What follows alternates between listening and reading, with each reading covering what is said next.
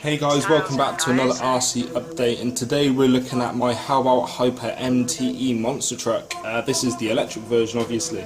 So in this video I'm just going to walk you through a couple of things that I've done to the truck since it's been off camera, and my kind of sum up my thoughts so far as kind of like an early review, if you want. So far this truck has been brilliant. I absolutely love this truck. Obviously I've got this Proline Desert Militia body shell on here, really strong shell. It has copped a few knocks, so it has cracked a bit here, it's also split around here around the body post, although I have shoe-gooed it, but this is mostly from on-road running where I've backflipped and it's just landed straight on it. And this is a hefty truck, so I'm not blaming the body shell for that, but overall it's a really strong body. And I still like the look of it, so good shell. The stock shell is also pretty good. I've kind of grown to like it now. Just if you do get that shell, shoe glue it if you can, just to prolong the life of it, because it will wear out. So to the truck itself, the radio system I'm running here is my trusty Spectrum DX4C, great transmitter. I use it for practice days at the track. This truck it's a good general radio system, so I definitely recommend the DX4C. The servo I'm running in here, the original servo I used for the build-up was the Turnigy 1259 TG servo, which was an OK servo, had good speed, good torque. However, the quality of that servo, as you can expect from Hobby King, wasn't brilliant. So after a month and a half, the main gear stripped in the servo. So I thought I'd just go all out, and I got myself a Savox 1256 TG for this truck, which is an absolutely amazing servo. Plenty of torque, decent amount of speed, and to turn these huge tyres, and yeah, it's a really good servo. The motor I'm running here is still my Leopard Hobby 2000 kV 4074 can. Absolutely brilliant motor. Great if you're budget minded.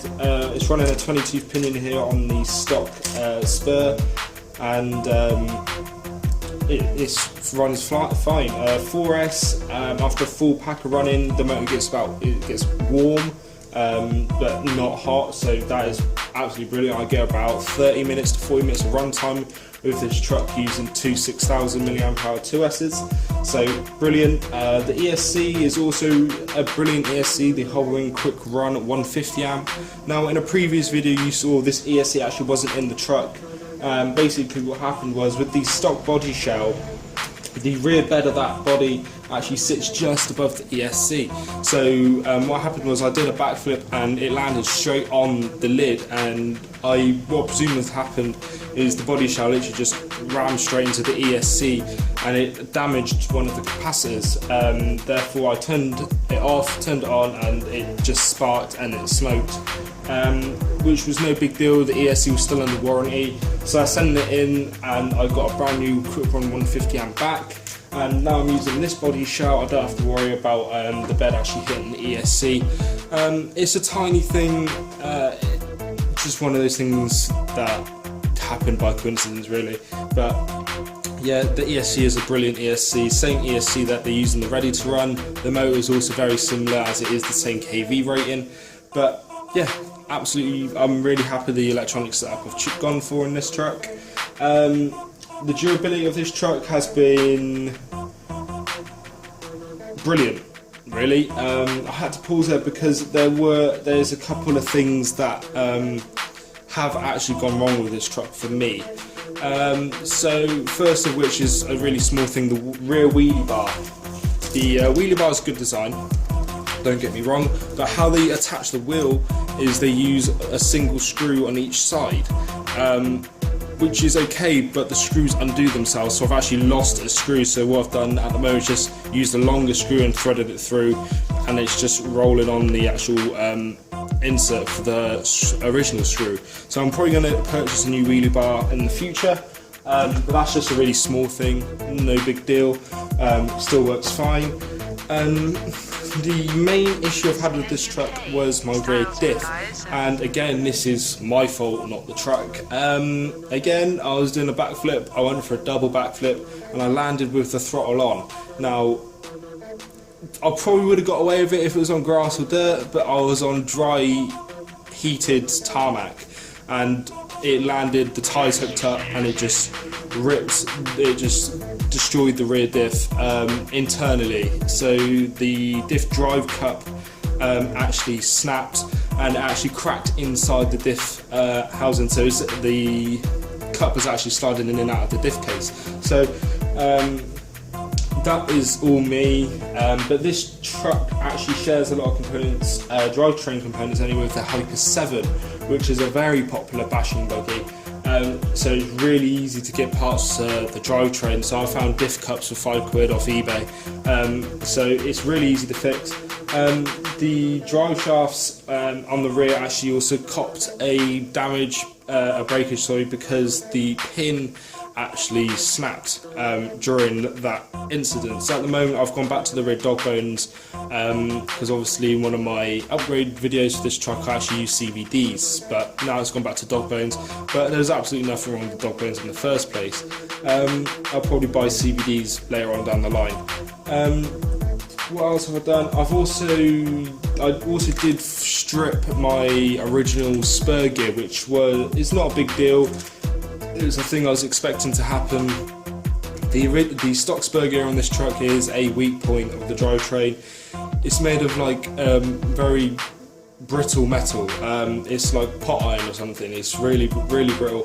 So what I've got on here now is the Hobao CNC milled spur gear, which is 1,000 times better.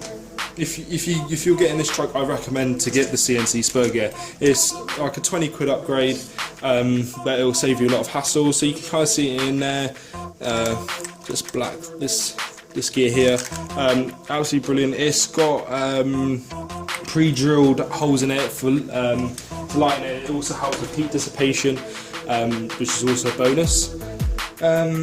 What else have I done? I removed the rear shock boots because my shocks were actually leaking and it's just getting a mess on the boots, and my boots actually did rip because I kept taking them on and off the shock. So I've actually taken the boots off entirely. The wheels and tyres on this truck, the tyres on this truck are absolutely brilliant for RTR / out the box wheel tyres, because they give you excellent grip on road. They give you sufficient grip off-road. I've run the car in wet grass, dirt, mud, dry grass, but you can see that in the running videos. But these tyres are really good for RTR or out-the-box tyres. The compound is decently soft. They're also very malleable, as you can kind of see there, but they don't seem to tear like other tyres that are soft. The wheels on the truck are actually good, but just recently, the last one I had about a week ago, it was upside down. I managed to rock it back onto its wheels, but I again landed with the throttle on and it actually stripped out the hex on one of the wheels, which is no big deal. These wheels and tyres actually serve their purpose for me. I think it's still runnable, but I don't want to make it worse than it already is. But yeah, these wheels and tyres are absolutely fine. You'll be happy with these. I'd say run these until they become bold or rip or something happens. I'd just say run these. What else can I say? The bracing is also a thing. The chassis brace I put on here, once I did the bracing, the chassis hasn't bent at all, and I've bashed this thing hard, and the chassis, as you can see, is still straight. So just this little bit of plate makes all the difference to this truck. So if you do get this truck, I highly recommend doing this.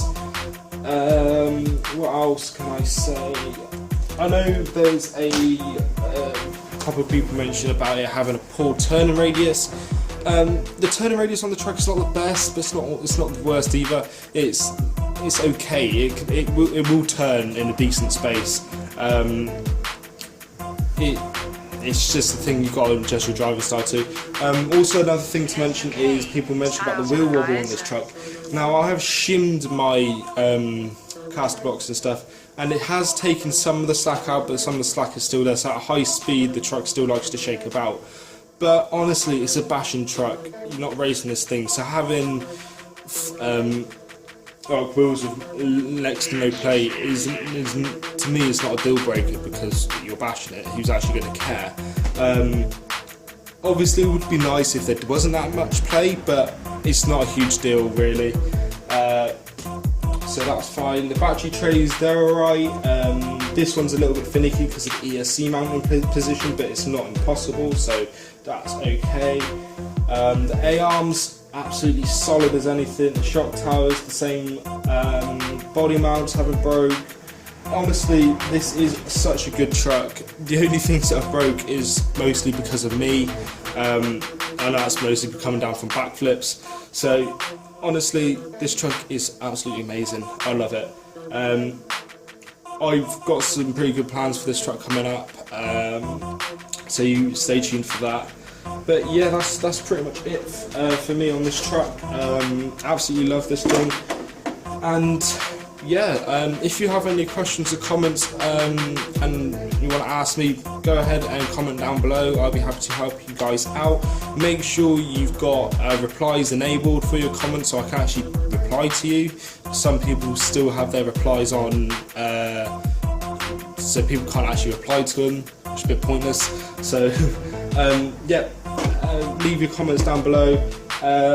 If you like the video, please go ahead and hit the like button. If you're new around here and you like the videos on my channel, please go ahead and subscribe to go to the community of all of you gathered so far. If you want more RC from me when I'm not on YouTube, please go ahead and visit my Instagram page. My details are going to be in the outro. And yeah, that's pretty much it from me, guys. So I hope you enjoyed the video. I know it was quite boring and long, etc., but you know, some people find the information pretty useful. But yeah, that's pretty much it. So I thank you all for watching, and I hope to see you all in the next video.